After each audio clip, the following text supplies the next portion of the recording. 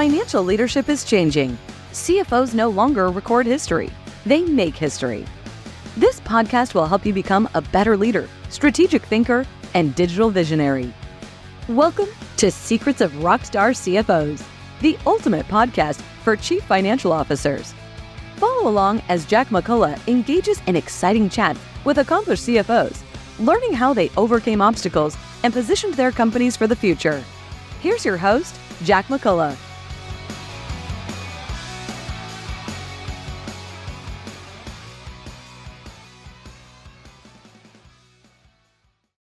We have a great guest today, and I'm really excited to introduce Oliver Byers. Ollie is the CFO of Virgin Atlantic.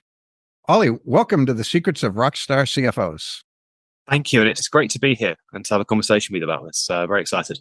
Yeah, and we were really excited when we heard from your comms team about potentially being on this podcast or speaking at a conference. Conference didn't work out, but we'll get you one day. Happy to have you today. But I think Virgin Atlantic is pretty well known. Certainly the Virgin Empire generally is known. But tell us a little bit, 10,000-foot view on what Virgin Atlantic is all about. Great. So Virgin Atlantic was an airline. Well, it's an airline based in the UK and London. We started in 1984. And our founder, Sir Richard Branson, started the airline with the first flight going from London to New York. And really the purpose was to really revolutionized air travel. It was, I think he was very frustrated at the time with experiences he'd had and saw a real opportunity to improve a customer's experience of air travel. And being an incredible entrepreneur, decided to take up that challenge himself and started an airline. And 2024, this year, it's our 40th birthday. And so it's a big year for us. And as well as celebrating that, we're now an airline that's this year will carry about 6 million passengers. We've got about 8,500 people in the company.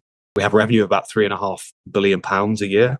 And from just before the pandemic, we're a founding member of what is a $17 billion joint venture with Delta Airlines and Air France and KLM in Europe. So having gone from very humble beginning of just one aircraft, one 747 back in 1984, we see ourselves now as an airline that's got a global network based out of London. And really what's different about us is that we think of ourselves as offering a really unique customer's experience. And that's what really drives the company. It's that ethos of Sir Richard Branson and the Virgin brand at the beginning, whether that's with the flight, the onboard experience we offer, the food, the in-flight entertainment, but really brought to life with our people. And it's our people that really make the difference. And whether that's the fantastic cabin crew that we have on board and our pilots, all the way through to our engineering teams or our enabling teams back in the office, it's a consistent throughout. It's just how we really try and differentiate that customer's experience.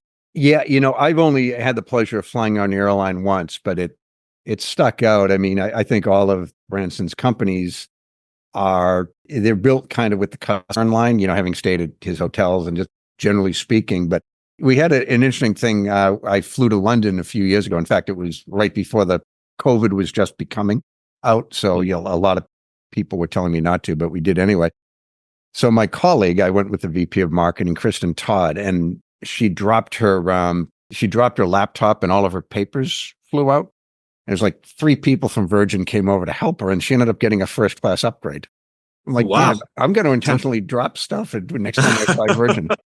Fantastic. But it's interesting, because when we fly a lot, and when you go and talk to our customers, a lot of our customers don't fly that frequently, and flying can be a stressful experience for them. And what we think our people do, which go above and beyond, and we see other airlines do, is they try to make it as easy experience for people as possible. They try to, when things go wrong, to fix them, to make the customers feel great about that. But just even from how the small touches of how they smile at customers, how they greet you when you get on board the aircraft, it really is a unique experience. And I'd say that being in the airline now for a long time, but even being a customer beforehand, you really notice it. And it's just an incredible company from that perspective to be a part of.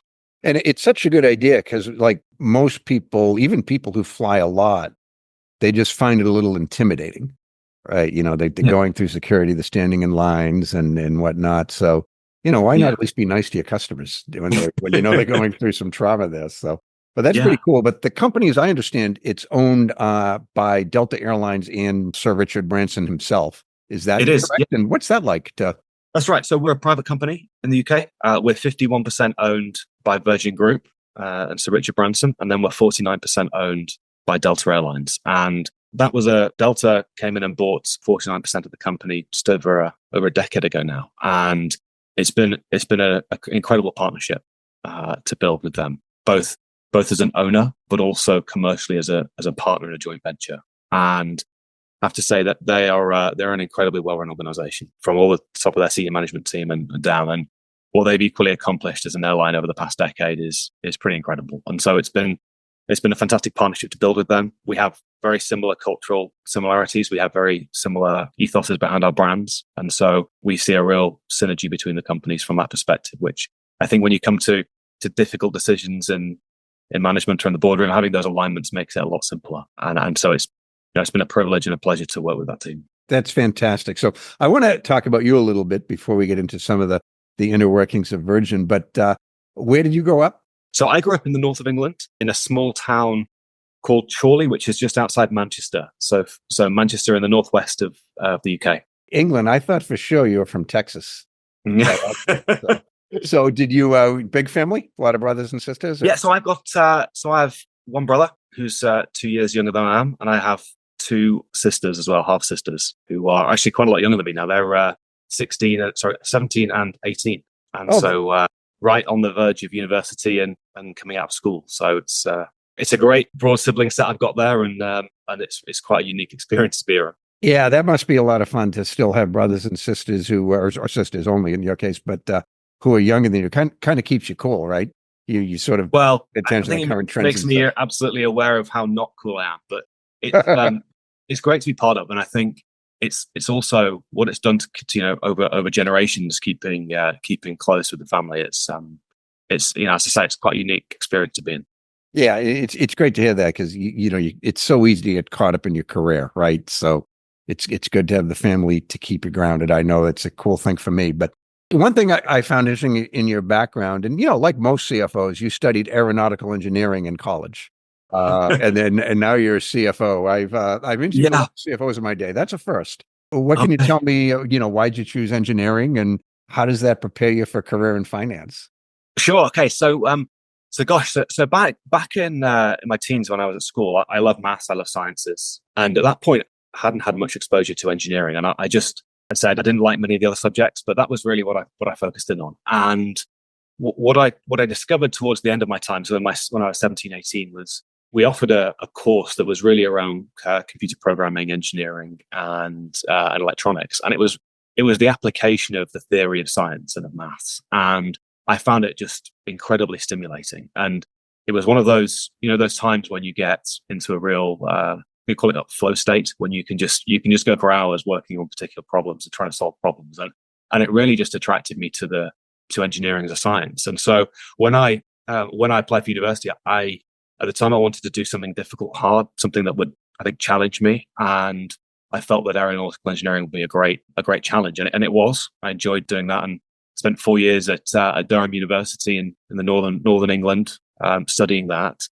So what then took me on to ending up being a CFO? So I think, the first choice I think actually was towards the end of my course. I was lucky enough actually to do 2 internships in part of my final 2 years, and the summers in between the courses, and one was at UBS and in investment banking, and the other was in Grant Thornton in corporate finance. And what it, I think, demonstrated to me and just highlighted to me is it was an application of the maths and the numbers and my understanding of that.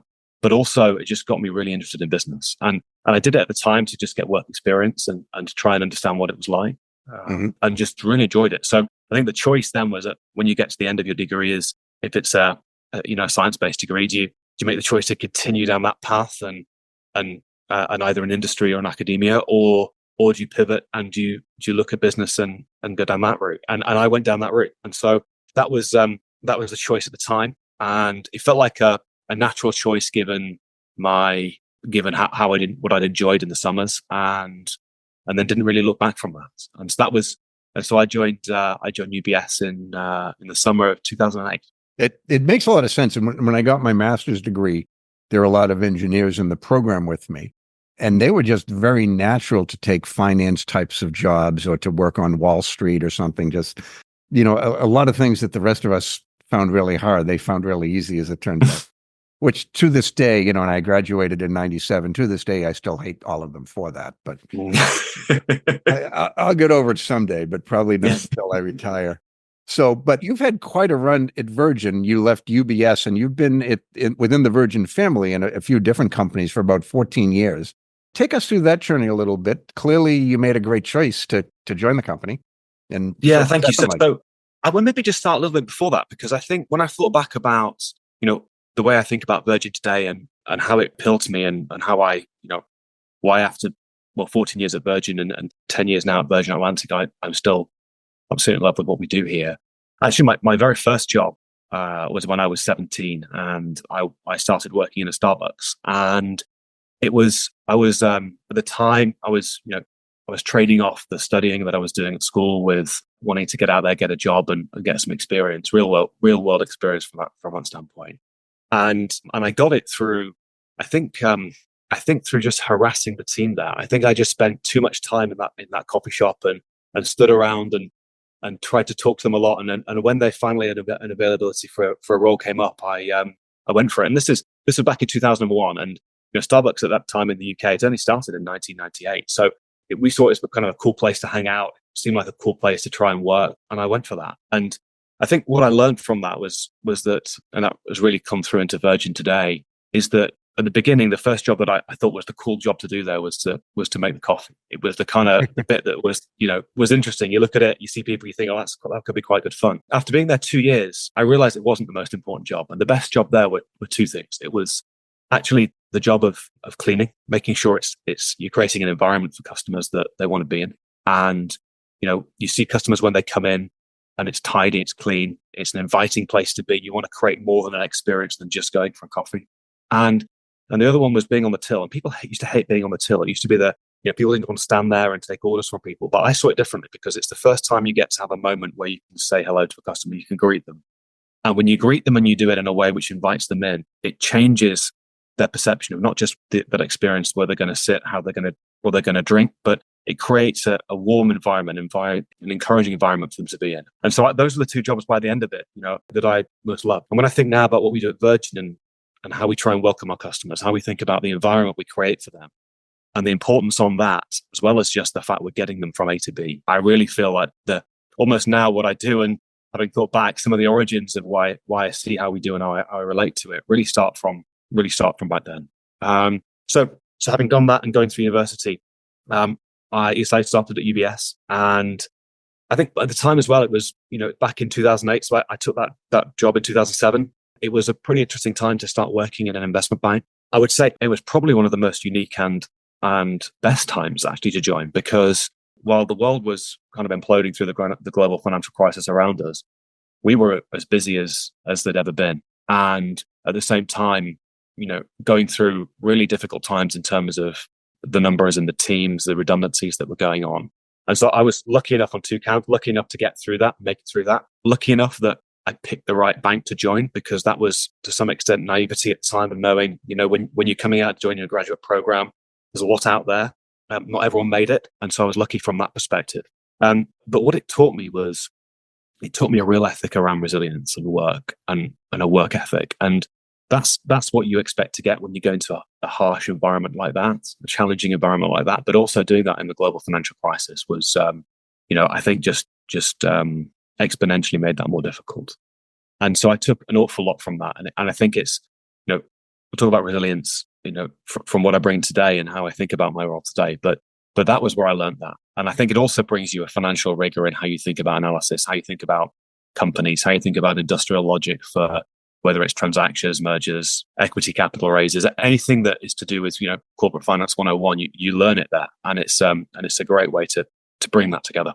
No, that's fantastic. It's interesting, some people that you mentioned your first jobs at Starbucks, and, probably without the master plan, when I think of two companies that are notoriously dedicated to their customers, Starbucks would certainly be right up there, right? So it's amazing. You were what, probably like 16 or 17 at the time, it sounds like, or? Yeah, I was 16, 17 when I started working there. And I said the other thing that actually taught me was after working there for about 2 years, I had a stint right at the end where I was running the store just before leaving for university.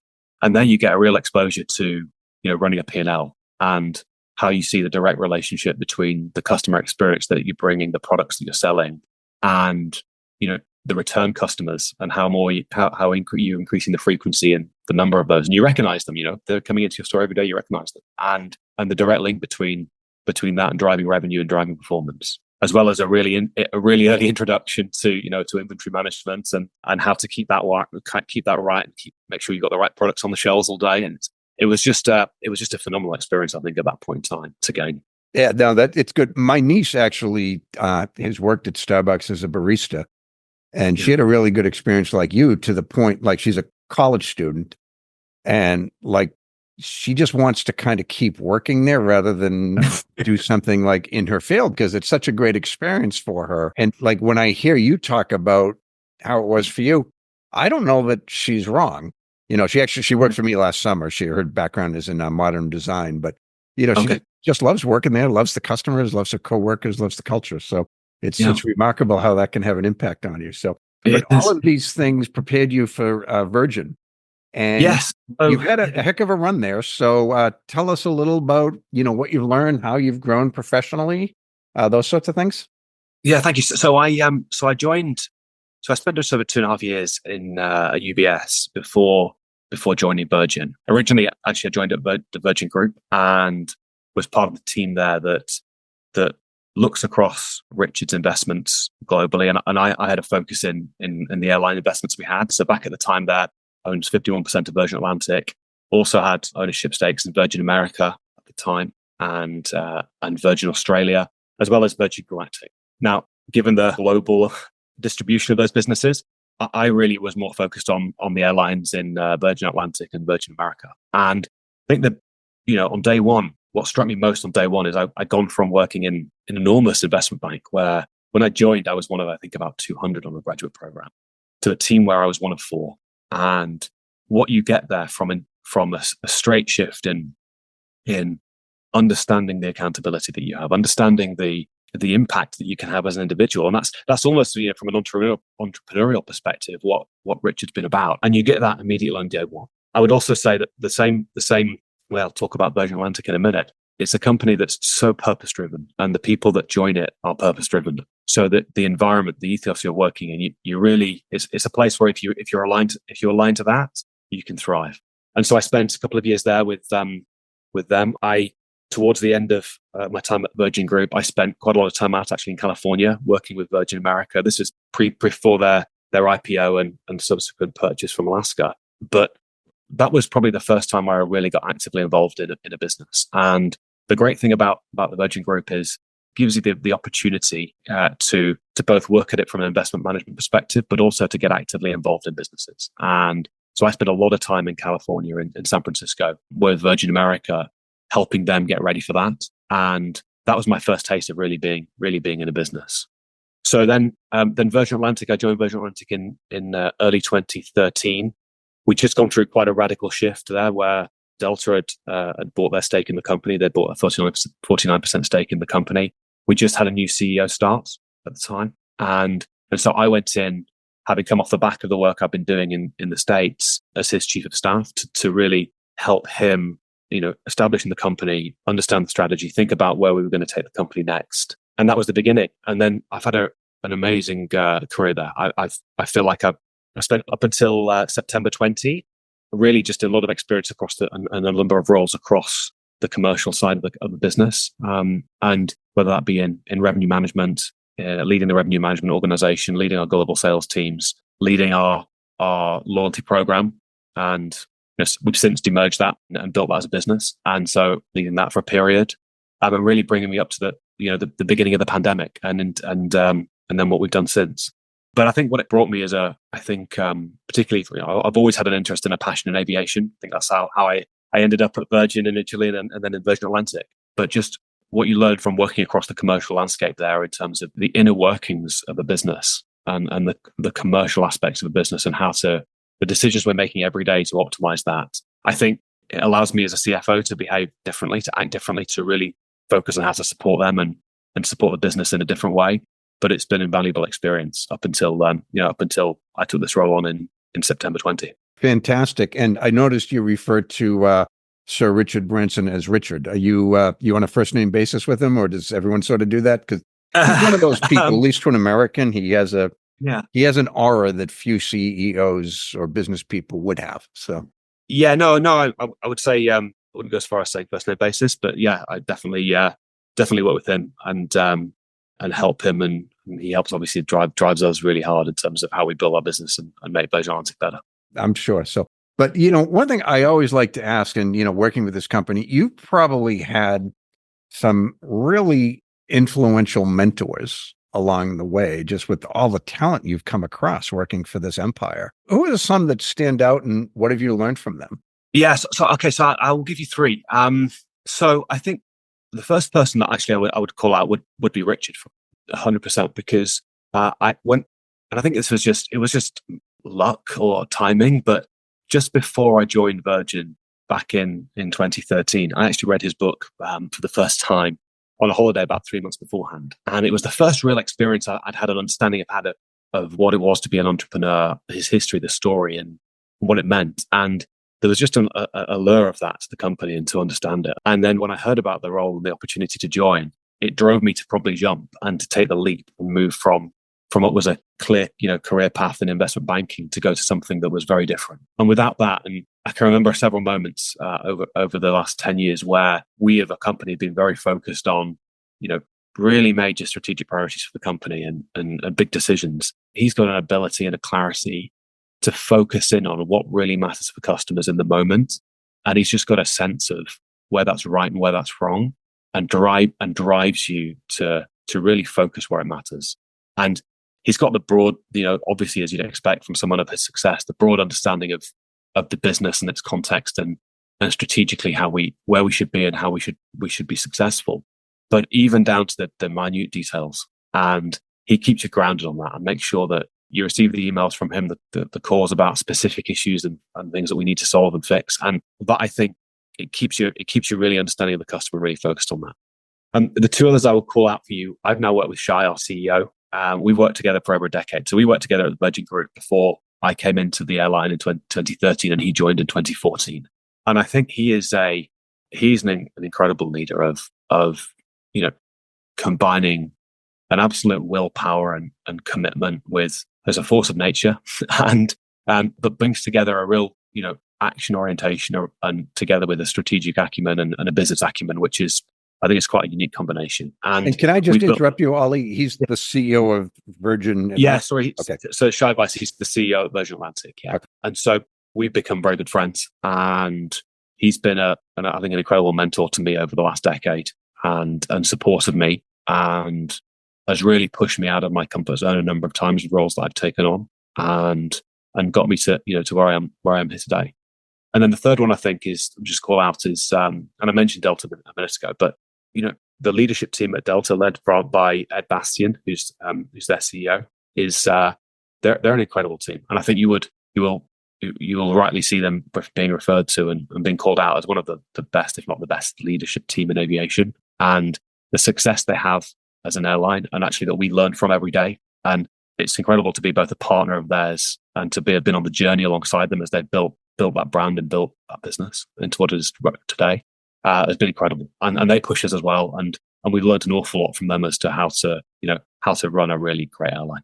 And I think the three of those, if I think about over the last decade and what we're building and where we are today, and how we think about Virgin Atlantic going forward, have been absolutely critical in shaping me over that decade. Yeah, in fact, our sister company, the Chief Executive Group, they have a CEO of the Year award, and he won it in 2023. Yeah. And a fraction of him compared to what but I did read his bio and his accomplishments, and got to hear his presentation. Like, wow, this is an impressive individual. And the CFO, actually, I organized a conference, and he was one of our keynotes last November. So I've gotten to really appreciate the talent at Delta during the last 12 months or so. Not that I disrespected it before. Okay, well, you've had a great run. I want to ask you a few questions about, your own role at Virgin. And, one of the first ones, obviously, you don't have the traditional accounting type background, you're strategic financial engineering. But how do you approach financial strategy and planning at Virgin to ensure growth and stability? Because, the airlines had its hits in the last 10 years or so. Yeah. Yeah. 100%. So I'd start by saying, I took the role in the CFO in September 20. So we were just at the early stages of the pandemic. I would say at the time when we took that on, we did expect that, and I think everyone thought that we'd get through that pandemic sooner and faster than we did. And so we were planning at the beginning on really being able to emerge in early 2021. And obviously it took a lot longer to get fully through it. But having not come from a financial background or a more traditional CFO background, the way I approach the role is really to think of it as how I can enable the business to really reach its potential. And we hire phenomenal people across, whether it's our commercial teams, our marketing teams, our frontline teams.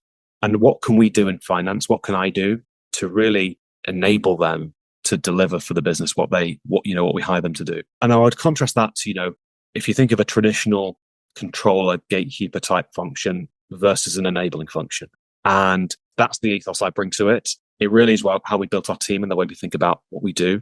And so when we break that down, I think it's three things we think about, and I think about often how can we make better decisions every day? How does we as a finance team enable our business to make better decisions? Then how do we make sure we've got the right priorities and that we can accelerate those where we see the ones that matter most?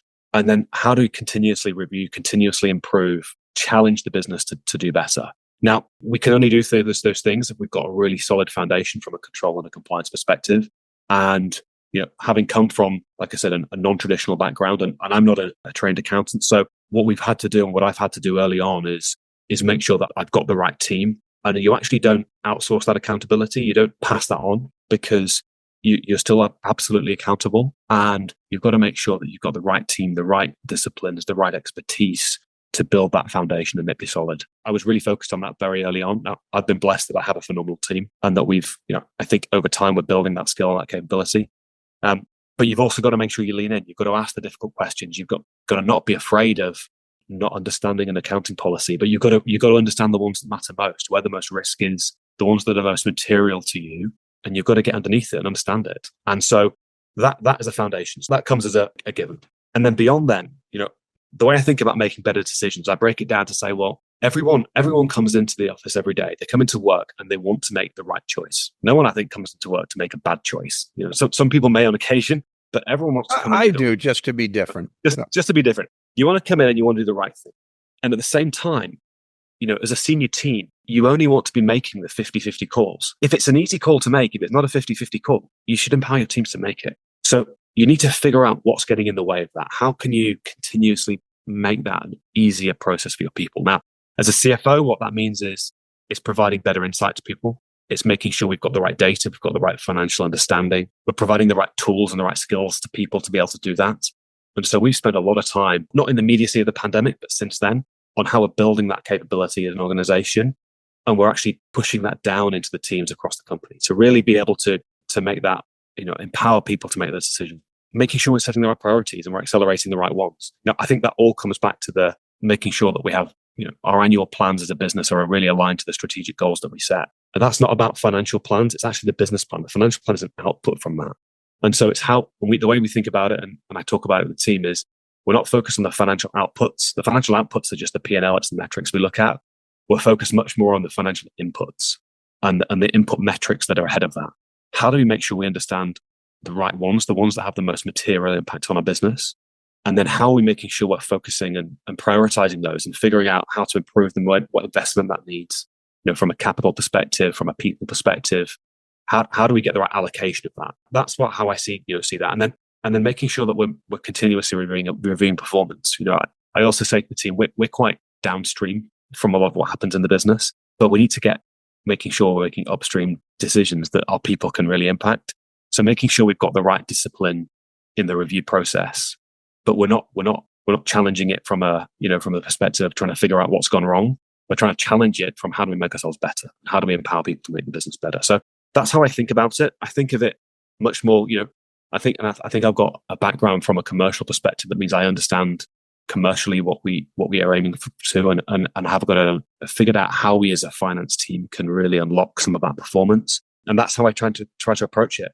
The final thing I'll say is that this has been a more recent, mindset I've been adopting is I've recognized that as you work more and more and you progress more and more through an organization, the nature of the accountability that you hold really shifts. And, I'm accountable clearly to our CEO, to our owners, to our investors, whether that be our equity investors or our debt holders.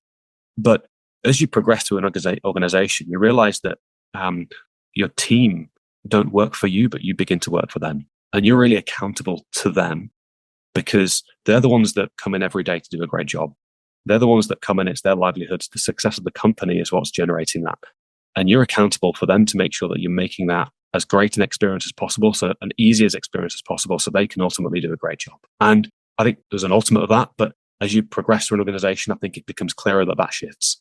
And that's how I come every day and what I think about. And, if we go to our team tomorrow and we talk about what are we doing and what are we focusing on, a lot of it's around how are we making the environment better? What are we investing in to make it better? And that's how I approach it. Well, that's great how you approach balancing finance and strategy. It's one of the great challenges for CFOs these days. The tagline to this podcast is, CFOs no longer record history, they make history. And, it's cutesy and all that, but there's actually truth to it, right? I mean, the days of CFOs just reporting what happened after it happened. That's a bygone era. Right now, it's side by side with the CEO and with the rest of the management team building a future. So, and on the subject of, I'm curious, you're in the airline industry, and I don't know about your company specifically, but I know it's one that their cost management is a critical thing because, it's not always the high margin business. And yet there's a need to innovate continuously, to invest in new technologies, to give you a competitive edge, to make your customer experience better. How do you balance those two things, the need to make sure that you're on the right side of the ledger, but at the same time, building the future? Yeah. So we approach it to it. I'll say, firstly, from an investment perspective, the most significant investment that you make as an airline is in the fleet. And it's in that's the core technology that you're flying every day. And over at least the past decade, we've invested over $14 billion at list prices in new aircraft. And so we're now in a position where we've got 80% of our fleet are new generation aircraft. We're going to be 100% by the time we get to 2028. And that's got two, key benefits. The first one is the customer experience on board. That leads to, drive a step change every time we take a new aircraft in terms of that experience. And the second is that it's driving a real improvement in sustainability. We've reduced on an absolute level, our CO2 emissions by about 30% over the last decade. And it's this investment in technology that's driven that. So the first question is from how do we continuously make sure that we're making that investment, but we're generating the right return from it? Because those are, 100 million plus assets that we're investing in every year. So what that comes down to on our side is making sure that we're getting the right productivity, the right utilization out of all of that investment. And we've actually driven a big step change in that over the past 3 to 4 years since before the pandemic, to the extent that actually we're generating the same number of flights as we were doing before the pandemic, but with nearly 5 fewer aircraft. And that roughly on our balance sheet can be over $500 million of reduced asset base to generate the same level of activity. So there's the allocation of capital from that perspective and how we're ensuring we're allocating it in the new technology and the best technology, that we're driving the right productivity off that base. But the second element to it is every day, the investment we're making every day in the customer experience, whether that's, the Wi-Fi technology we have on board, the food on board, the content on board, all the way through to, how many people do we have at our check-in desks? How many people do we have on board the aircraft? We're looking at those every day. And I think the key way we focus it on is we try and understand two things. We try and understand what is it that makes the biggest difference to our customers, and how do we at the same time challenge ourselves that we have a cost discipline. We call this the unit metrics in airlines around cost is called, it's just a non-fuel cost metric, which is against all the seats that we fly. And how do we ensure that we've got absolute discipline on that? And we're always every year finding new ways to do business better, to offset inflationary pressures, to allow us to reallocate cost, which would have been going into non-differentiating activity and putting that into more differentiating activity. So it all starts, like I talked about a minute ago, with understanding the input metrics. And the input metric is the customer, it's the experience. It's how we generate a better experience. We track that as NPS. And NPS is Net Promoter Score. And we look at that actually. We look at it every day. We get over 500,000 customers give us that survey results a year. And we track that on every flight, in every cabin, and to figure out what we can do better. And so when you look at that, you figure out where it matters and what matters most. It's then about how you actually deploy your capital in the right places. And at the same time, and we've built this track record over the last few years of absolute discipline in how we manage our costs. Through the pandemic, through the pandemic, we had to go through a really dramatic change in the company as a result of, having gone through, in 2019 had nearly 3 billion of revenue, and that nearly go to zero within the space of a few weeks. And that led you to do really difficult things and different things to figure out how to survive. And one of those was we really restructured the company and took over 300 million of recurring costs out of the company. A big portion of that was actually taking out about just nearly 45% of our people. And we did that over the course of a few months. And now it's the discipline to not let that come back in. It's the discipline to make sure we're driving the right productivity rather than let that creep to bring in costs where it doesn't make a difference to customers. And that's the discipline that we bring every day. Yeah, it's interesting because, I think it's a minor miracle that as many airlines survived COVID as did, right? Just from what you described, going to zero. But particularly your airline, and do correct me if I'm wrong, but such a focus on customers and whatnot. Everything is spent on enhancing the customer experience, and those customers are kind of down to zero or close to it. Yeah. There are other airlines that, that maybe they have other ways to make money. And I know you did get into the cargo shipment game for a little while. Is that, did you find other creative ways to survive? Yeah, we did. So I'll go back to the very beginning of the pandemic. I think we saw what was happening in the early part of, or the back end of 2019 and the early part of 2020 and obviously firstly out in China and seeing how that was impacting travel there. And then the first shift that happened for us was we cancelled our flights to Shanghai. And that was the beginning of seeing it transition to hit into Europe and hit into the US. And very quickly we went from operating a full schedule where we carried, in 2019, we carried about 6 million customers to carrying no customers. And actually by the time we got into just after Easter in 2020, we actually saw that for the first time in our history, really, we were flying no customers. And so we had a cargo business, but we had to really quickly shift to how can we drive that business to grow more, because anything we can drive from incremental contribution out of that business was going to be incredibly positive from a cash perspective of the company. But at the same time, we had to figure out, when you're in a high fixed cost business, a high asset business, how do you go from 3 billion to nearly zero? And we really approached it in a few different ways. So the first is you got to recognize the absolute brutal reality of that situation, and you've got to figure out what you can control, what matters, and then how you organize yourselves around that. And something that and it's something, a book I would recommend everyone to read, but every CFO not read it, is a Jim Collins book, which is Good to Great. And I read that back in 2014 first. And it's something that we promote really heavily internally to our teams to read. I talk about it when we talk internally. And there's one concept within that book, which is the Stockdale paradox. And that was, for anyone who's read it or not read it, I'll just give a really quick brief summary of it. It was all built around Admiral Jim Stockdale, who was a prisoner of war in Vietnam. And the key question that Jim Collins was asking him was, why do you get through that and other people didn't? And his answer was simple. It was that he focused on the brutal reality that he didn't know when he was going to, or if he was going to, he didn't know when he was going to get out, but he had an absolute faith that he would. And so it was a conviction in knowing the end, but recognizing that you don't know how you're going to get there.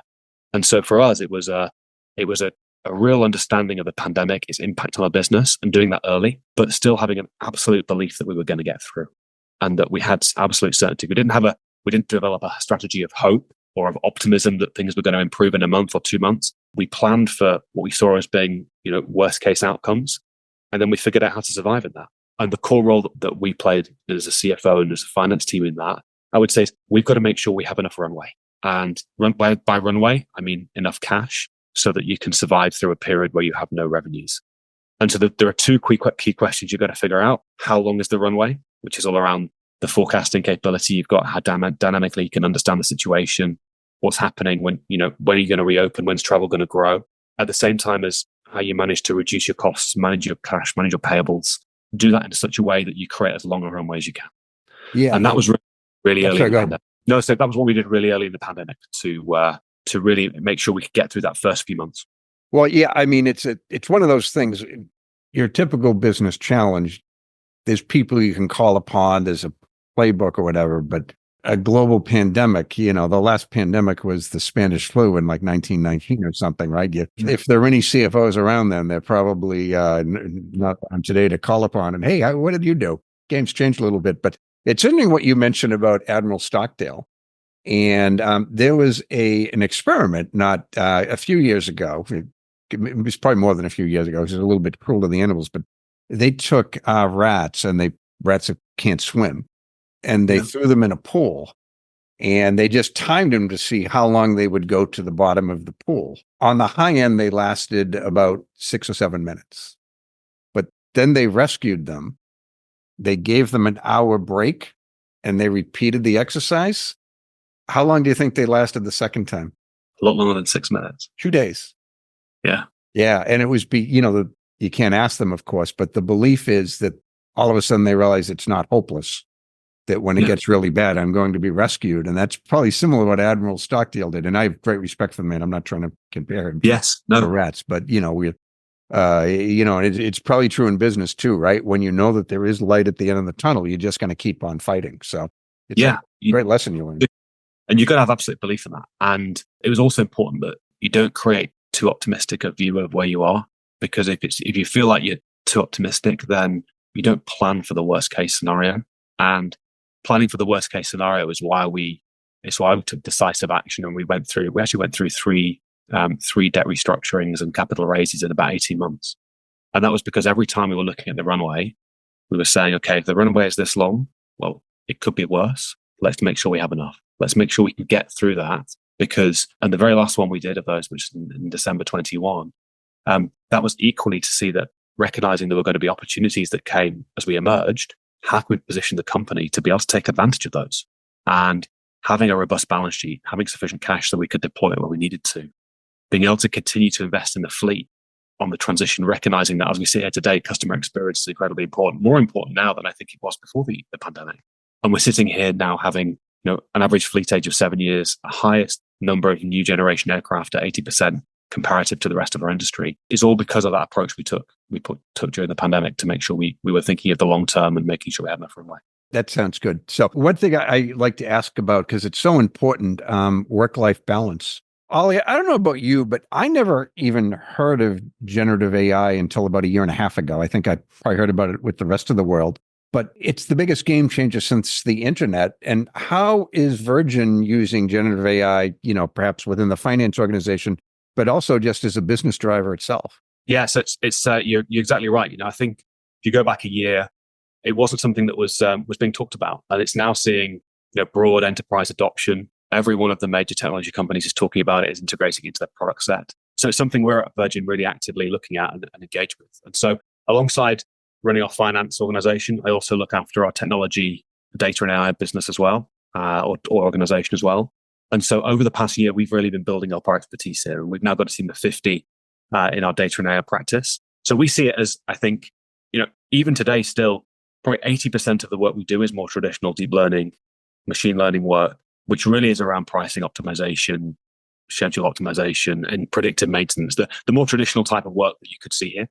And we'll get probably 20% of our time now is spent on generative AI. And that's only the area that's going to grow because it's growing exponentially per minute. The way we think about this from our business is we think about, I think, into two components. The first being about how do we think about growing revenue? How do we use this as a big opportunity to drive personalization for customers, better optimization of revenues? And that's where together we can see that generative AI can play a really, core role.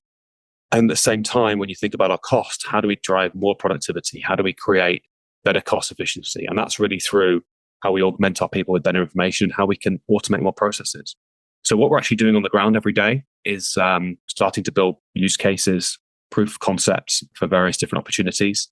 The advice I can give around it is we're making sure we're focused on big opportunities because there are so many opportunities out there for this at the minute. It's figuring out where we can have the biggest impact quickly and focusing use cases on that. So that's what we're focusing on this year. We're challenging ourselves to hit a couple of those out this year. And beyond that, it's making sure we're getting aware of the technology, because the technology is moving so quickly. Like you said, a year ago, we weren't talking about it. Now we're talking about ChatGPT-4. Now there's a question about when's GPT-5 coming out. Well, that's going to be around. But then you're seeing competing models being delivered almost weekly, monthly by the different companies. And so the technology is moving really quickly. So it's less about focusing on what's the one today we're going to use. It's more about how we're building an ecosystem and we're understanding the landscape and figuring out who to partner with, so that as that develops over time, we're able to utilize it and deploy it in the best possible way.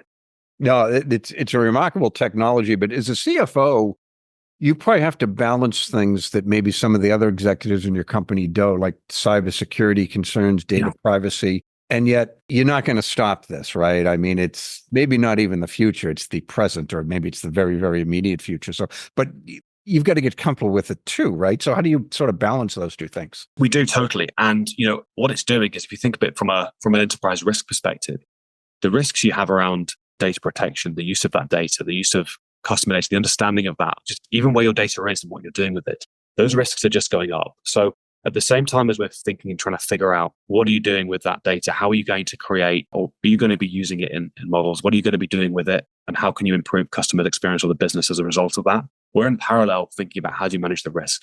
How do you think about compliance? How do you build tools that off the back you can actually build AI tools off AI tools? So how you think about being able to test compliance, make sure that you've got the right guardrails, the right protections in place.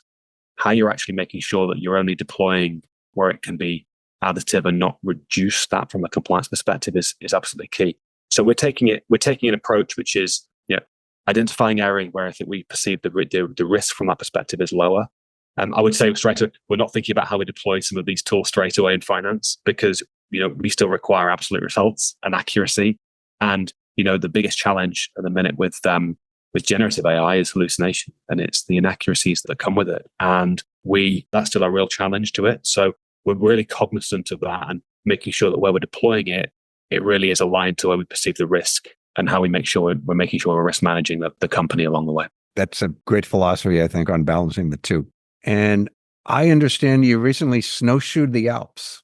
Is that yes? Is my G2 on that correct? Yes, skiing has always been a passion of mine, and in the last few years, just before the pandemic, I got into ski touring, and I now, with my best friend, this year was a 5-day tour, expedition across the Alps. And it's, when you talk about work-life balance, it's the only time it's the only time when I say to my team, I'm actually off the grid. And I'm absolutely off the grid because there is no grid where I am. And it's incredible because the way it gives you space to focus on the physical activity and from that perspective, the resilience that comes with that, but also it just clears the mind and it lets you focus on yourself, on yourself outside of work. And it's something that I make a week for every year now, and we'll continue to do that because it's a really important, I think, balance for me of how to take the challenges of the work that we do every day and the workload that comes with that, with how you create the right time and the right space for yourself.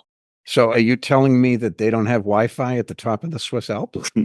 Hard to believe. Yeah. I'm going to have to make a few phone calls. Get with the modern world, people. So no, that's good. I also know you have a little girl. How old is she? I do. She's 2.5. She's 3 in June. Oh, okay. What's her name? She's named Isla. Isla. That's a pretty name. So she keeps you busy too. So she does. Yeah, very much so. Yeah, that's the most important job. And I know within Virgin, you lead like a family cares thing to help, Yes. I'm not unrealistic. I'm sure it's a very demanding place to work. You wouldn't be successful if not, but you do care about your employees and your family. So what's your mission there? And, how do you help employees out? Yeah, so I'm the executive sponsor for our Family and Carers Network. And this is a network we created just after the pandemic. And it was something that when the team said we were going to create this and asked me if I would sponsor it, I was, straight away said yes. It's coming off the back of my own experience as a father in the pandemic and having taken on both a new role as a CFO and also having a daughter at the same time. That was a really challenging, experience from a work-life balance perspective. But what I saw as incredibly important is, creating the right network, the right opportunity for people internally to talk about their experiences, because everyone has got experiences, and we didn't have a medium, a way to create sharing of that beyond individuals' networks and their close-knit communities. So creating a much broader network that took this out from being something in the shadows that people talk about to actually something that is at the forefront of, how we think about creating the right work environment for people was really important. So we've seen a real uptick in an engagement from people who have experiences and want to share them. The second element to it is making sure that we're putting the right influence on policy.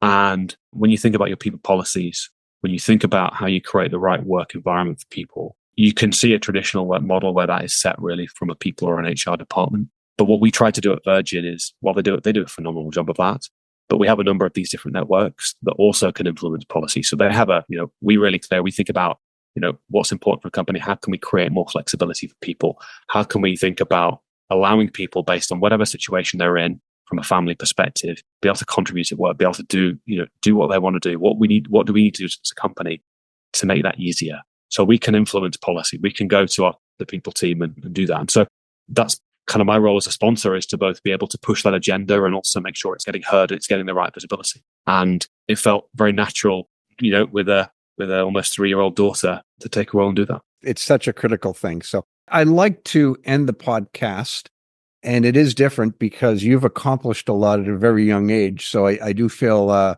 kind of silly asking this question, but do you have any advice for the next generation of CFOs?